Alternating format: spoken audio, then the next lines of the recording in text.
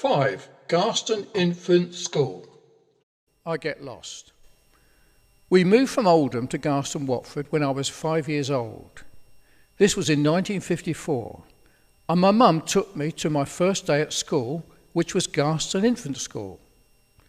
I was in the second year of the infants. My mum had arranged for me to walk home with a girl called Vivian, who apparently lived in Coates Way, and that was where we lived.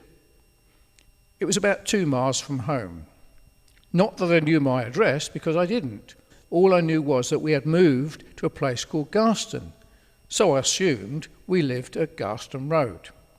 When it came to walking home, I had to follow Vivian, but she took me by a way that I never knew before, a completely different way, and across a park to what was the other side of Coates Way.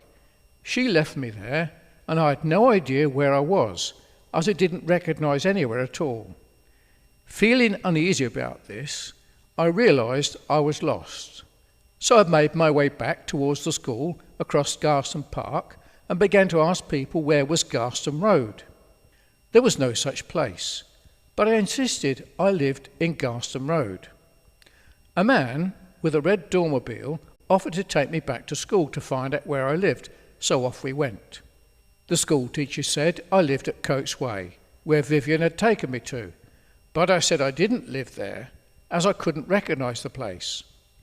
I insisted in my northern accent I lived at Garston Road, but the German teacher contradicted me and said I lived at Coates Way. The man took me back to Coates Way, but I could not recognise where I lived. He drove from one end to the other. It was quite a long way, with a council estate on one side and private houses on the other end. This was where I lived, 149 Coates Way.